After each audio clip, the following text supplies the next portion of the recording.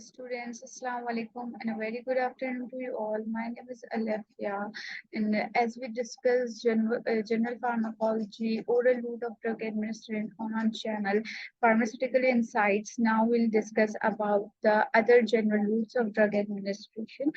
So let's start today's lecture. Yeah. So the first route of drug administration is sublingual route.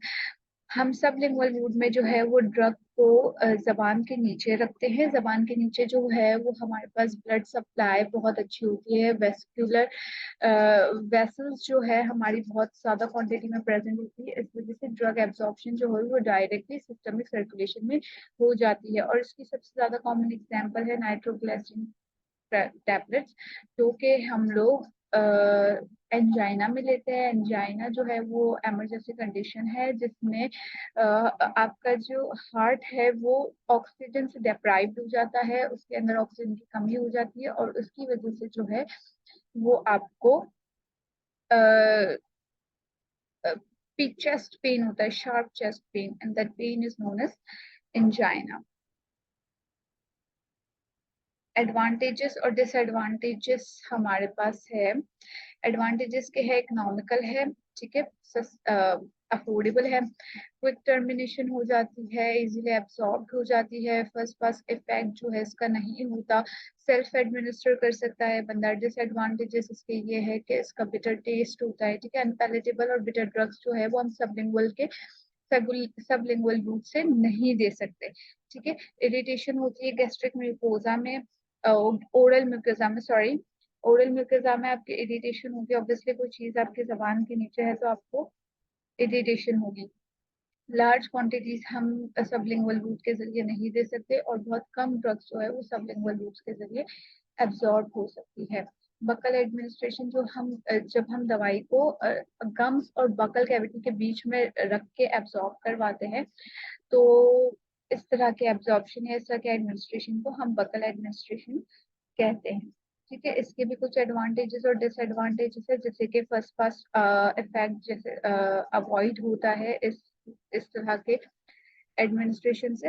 अब first pass effect जो है वो मैं आपको previous video में बता चुकी हूँ कि क्या होता है, तो आप वो वीडियो देख सकते हैं। इसके लिए रैपिड एब्जॉर्प्शन होती है, ड्रग जो है वो आपकी स्टेबल रहती है। इसके अलावा डिसएडवांटेजेस है कि इनकन्वीनियंस, ऑब्वियसली आपके गम के बीच में कुछ, आपके गम और बकल कैविटी के बीच में कुछ होगा तो आपको इनकन्वीनियंट फील होगा मुंह में। अगर आप इस ड्रग को स्वेलो कर लेते हो तो इसके जो एडवांटेजेस है या जिसके जो थेरापेटिक इफेक्ट्स है वो आपको नहीं मिलेंगे। और स्मॉल स्मॉल डोजेस जो है वो सिर्फ आप बकल रूट के जरिए दे सकते हो। इसके अलावा आपकी रेक्टल एडमिनिस्ट्रेशन की बात कही जाए तो रेक्टल से हम वो सारी ड्रग्स दी जाते हैं, उस कंडीशन में सिर्फ ड्रग्स दी जाती है जब पेशेंट कॉन्स्टिपेटेड हो, ठीक है, उसको कॉन्स्टिपेशन हो, पेशेंट को सीवियर कॉन्स्टिपेशन हो, या तो वॉमिटिंग और डायरिया का पेशेंट हो जो कि ओरल रूट के जरिए ड्रग नहीं ले सकता। तो ऐसी कंडीशन में हम जो है रेक्टल एडमिनिस्ट्रेशन करते हैं और रेक्टल रूट के जरिए जो मेडिसिन दी जाती है उनको सपोजिटरीज कहा जाता है। अच्छा, पायरेक्सिया मींस बुखार, ठीक है, बुखार में भी हम लोग, ये पायरेक्सिया मींस बुखार, और बुखार में भी जो है हम लोग सपोजिटरीज के जरिए ट्रीट कर सकते हैं। एंटी इमेटिक मतलब वो ड्रग्स जो वॉमिटिंग को रोके उनको हम लोग एंटी इमेटिक बोलते हैं। नोजिया और वॉमिटिंग में, नोजिया और वॉमिटिंग हम अलग अलग क्यों बोलते हैं? नोजिया इज लाइक कि आपको फील हो रहा है कि आपको वॉमिट आने वाली है, और वॉमिटिंग इज लाइक कि एक्सपेलिंग आउट एवरीथिंग, ठीक है। तो वॉमिटिंग मतलब वॉमिट होना और नोजिया मीन्स कि वॉमिट जैसा फील होना, ठीक है। तो इन दोनों में डिफरेंस है। अब एडवांटेजेस और डिसएडवांटेजेस रेक्टल रूट के ये है कि सबसे बड़ा डिसएडवांटेज रेक्टल रूट के ये है कि पेशेंट एक्सेप्टेबिलिटी नहीं होती, पेशेंट इस रूट को एक्सेप्ट नहीं करता, ठीक है। चिल्ड्रन में हम रूट ये जो है सपोजिटरीज बहुत इजीली दे सकते हैं, और क्योंकि डायरेक्टली ये जो है वो आपके बाउल को इवैक्यूएट करवाने के लिए रेक्टम से दी जा रही है, तो आपका जो है वो लिवर से ये ड्रग जो है वो पास नहीं हो रही है, तो ये वॉमिटिंग और अनकॉन्शियसनेस में हम दे सकते हैं ये वाली ड्रग। और इस ड्रग की जो है हाई कंसंट्रेशन वो रैपिडली अचीव हो सकती है, क्योंकि ये ड्रग जो है मेटाबोलाइज नहीं हो रहा किसी भी जरिए से। और इसके अलावा जो है हम डिसएडवांटेजेस में अगर देखना चाहें तो ये इरिटेशन और इन्फ्लेमेशन करवा देती है रेक्टल म्यूकोजा की। ठीक है, इसके अलावा एब्जॉर्प्शन जो है वो इसकी इन ड्रग्स की स्लो होती है। अब दूसरा रूट है हमारे पास वजाइनल रूट। वजाइनल रूट से जो ड्रग्स दी जाती है उसको हम पेसिडीज बोलते हैं। बेसिकली वजाइना के इन्फेक्शन जो होते हैं, जो फंगल इन्फेक्शन जो वजाइना में होते हैं, जैसे कि कैंडिडियासिस जो वजाइनल इन्फेक्शन का नाम है, उसमें हम जो है वजाइनल पेसिडीज दे सकते हैं। अब जो ड्रग्स डायरेक्ट सिस्टमिक सर्कुलेशन में एंटर हो रही है वो हम निडल के जरिए by the method of infusion जो है वो हम दे सकते हैं। ये ड्रग्स जो है वो डायरेक्टली ब्लड में एंटर हो जाती है। इसकी 100% बायो अवेलेबिलिटी होती है। बायो अवेलेबिलिटी भी जो है टर्म मैंने पिछली वीडियो में डिस्क्राइब की थी, अगर आप चाहें तो मेरी पिछली वीडियो देख सकते हैं इन सब टर्मिनोलॉजीज के लिए। अच्छा, अब हमारे पास है इंजेक्टेबल्स। किस तरह से हम ड्रग को जो है वो पेरेंट्रल सिस्टमिक पेरेंट्रल रूट से एडमिनिस्टर कर सकते हैं। हम इसको जो है इंट्रावीनस कर सकते हैं, इंट्रामस्कुलर, सबक्यूटेनियस, इंट्राआर्टीरियल, इंट्राआर्टिक्यूलर, इंट्राथीकल और इंट्राडर्मल रूट से हम ड्रग को निडल के जरिए एडमिनिस्टर कर सकते हैं। अब यहाँ पर ये डिफरेंस बताया गया है कि अगर आईवी के जरिए ड्रग दी जा रही है तो वो लिवर से पास नहीं हो रही बल्कि direct rest of the body में एंटर हो रही है। लेकिन जब हम ओरल रूट के जरिए दे रहे हैं कोई भी ड्रग तो वो पहले लिवर से पास हो रही है, फिर वो रेस्ट ऑफ द बॉडी में एंटर हो रही है। अब यहाँ पर आपके पास मेथड्स बताए गए हैं कि अगर आपको इंट्राडर्मल इंजेक्टेबल्स दे रहे हैं तो आपको जो है वो अपनी निडल को 15 डिग्री सेल्सियस पर टिल्ट करना होगा, और जो आपकी डर्मिस लेयर है, जो आपकी टॉप मोस्ट लेयर है, वहां पर आप जो है ड्रग को इंजेक्ट कर सकते हो। अगर आपको सबक्यूटेनियस लेयर पे देना है तो आपको 45 डिग्री पे आपको निडल को टिल्ट करना पड़ेगा और आप सबक्यूटेनियस लेयर में दे सकते हो। आपको मस्क्यूलर लेयर में देना है तो आपको 90 डिग्री 90 डिग्री पे अपना जो निडल है उसको स्ट्रेट जो है वो अंदर मसल्स में डालना होगा। और अगर आप इंट्रावीनस के जरिए देना चाहते हो, जो हम नॉर्मली इंट्रावीनस देते हैं आईवी वगैरह, तो वो जो है आपकी वीन्स में दी जाती है। ठीक है। अच्छा, नेक्स्ट है हमारे पास इंट्रावेस्क्यूलर एब्जॉर्प्शन। इंट्रावेस्कुलर जब हम कोई भी ड्रग जो है वो डायरेक्ट वेसल में देते हैं तो वो डायरेक्टली ब्लड में एंटर होती है, और जब वो अगर डायरेक्टली ब्लड में एंटर हो रही है तो उसकी बायोअवेलेबिलिटी 100% होती है। Precise, accurate and almost immediate onset of action, क्योंकि डायरेक्टली ब्लड में एंटर हो रही है तो फौरन ऑनसेट ऑफ एक्शन मिल जाता है। ठीक है, पेन ज्यादा नहीं होता। रिस्क ये है इसमें कि एक बार आपकी दवाई ब्लड में एंटर हो गई तो पूरी बॉडी, क्योंकि पूरी बॉडी में आपका ब्लड सर्कुलेट कर रहा है तो पूरी बॉडी में फैल जाएगी, फिर उसको रिवर्स बैक करना इज नेक्स्ट टू इम्पॉसिबल। अब नेक्स्ट है हमारे पास कि IV is the most common parenteral route for drug that are not absorb orally. जो ड्रग्स हमारे पास ओरली एब्सॉर्ब नहीं हो सकती उसके लिए हम आईवी देते हैं।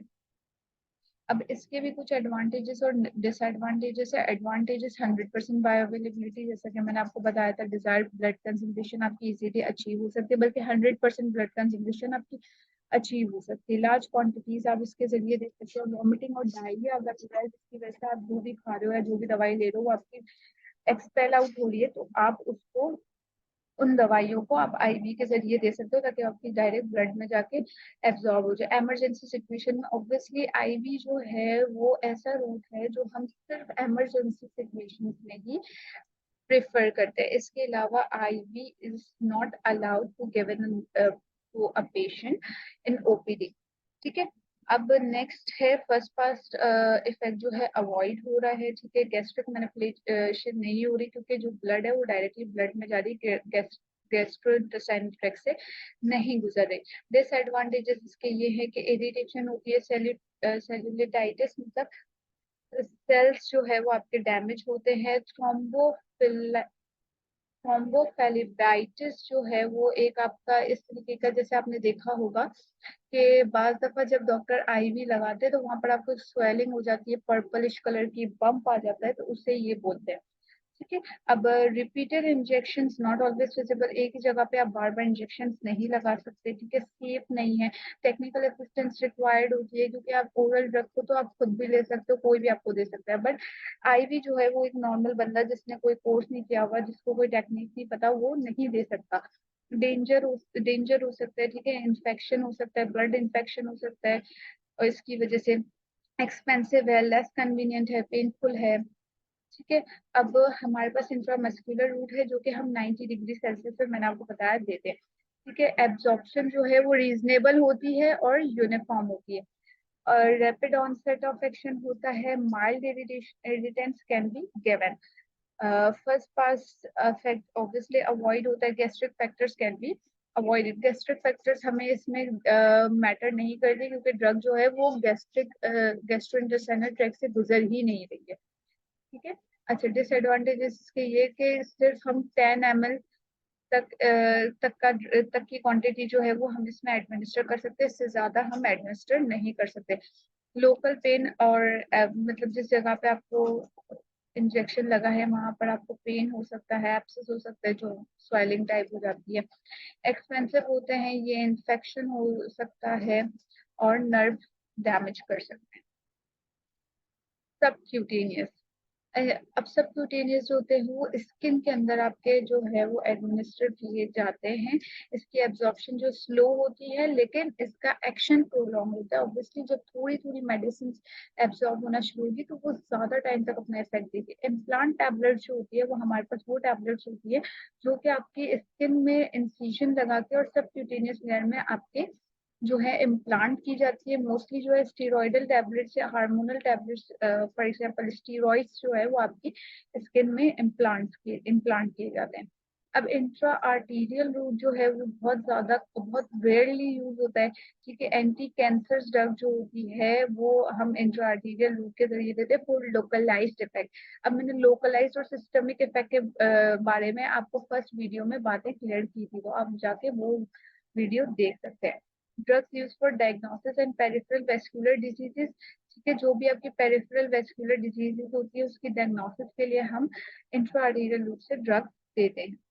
इंफ्राआर्टिक्यूलर रूट कौन सा है कि जब हमारे पास बेसिकली ये रूट हम तब यूज करते हैं जब रूमेटॉइड अर्थराइटिस हो। What is rheumatoid arthritis? In arthritis our joints get inflamed, ठीक है, तो उसमें जॉइंट्स में हमारी इन्फ्लेमेशन हो जाती है, बहुत सीवियर पेन होता है जॉइंट्स में, तो इस ऐसी सूरत में जो है वो हम इंट्रा आर्टिकुलर इंजेक्शन देते हैं एंटीबायोटिक्स के और कॉर्टिकोस्टेरॉइड्स। अब इंट्राडर्मल रूट जो है वो आपके डायरेक्ट स्किन में जो है वो ड्रग एडमिनिस्टर की जाती है, ये थोड़ा सा पेनफुल हो सकता है, लेकिन बेसिकली जो है ये टेक्निक यूज होती है किसी भी ड्रग से एलर्जी को टेस्ट करने के लिए। For example most of the people are allergic to penicillin, ठीक है, तो इस टेस्ट में क्या होता है कि आपकी स्किन के एक एरिया में थोड़ी सी ड्रग एडमिनिस्टर करके देखते हैं। फॉर एग्जांपल अगर आप पेनिसिलिन से एलर्जिक है तो उस एरिया में आपको पेनिसिलिन इंजेक्ट करके देखेंगे, अगर उस स्पेसिफिक एरिया में आपके पास एलर्जिक रिएक्शन आते हैं तो फिर दे विल डिसाइड कि भाई doctor will got to know कि भाई ये पेशेंट जो है वो इस ड्रग से एलर्जिक है, तो अगर हम इसको सिस्टमिक सर्कुलेशन में पेनिसिलिन एडमिनिस्टर कर देंगे तो हमारे पास जो है इससे बहुत ज्यादा साइड इफेक्ट्स आ सकते हैं और patient will can face the consequences. Now, next we have the topical routes of administration. These routes will be discussed in our next video. Till then, I would like to share one thing to you guys. Basically, जो मैंने ये सोचा है कि if I will get 10 more subscribers after this video, so I will give a huge shout out to those 10 subscribers. But आपको ये करना होगा कि जैसे ही आप मेरे चैनल को सब्सक्राइब करें तो you will have to comment below this video. तो मैं उस कमेंट से आपको नेक्स्ट वीडियो में इंशाल्लाह I give you all a shout out, और फिर मतलब if you guys will ask for these notes or PDFs, so I can provide you full lecture in a PDF form. ठीक है, तो मैं ये भी आप लोगों के लिए कर सकती हूँ कि अगर आप लोगों को ये लेक्चर चाहिए और अगर आप लोगों को ये लेक्चर हेल्पफुल लग रहे हैं तो you can ask me for that. तो मैं वो लेक्चर ये जो पीडीएफ फॉर्म में नीचे अब दे दूंगी आप लोगों को, तो आप लोग इससे फायदा ले सकते हैं। ठीक है, तो अगर जो इस वीडियो के बाद जो मेरे पास 10 न्यू सब्सक्राइबर सबसे पहले आएंगे, मैं उनको अपने नेक्स्ट वीडियो में शाउट आउट दूंगी। So till then, stay tuned, stay blessed, and stay healthy. Allah Hafiz.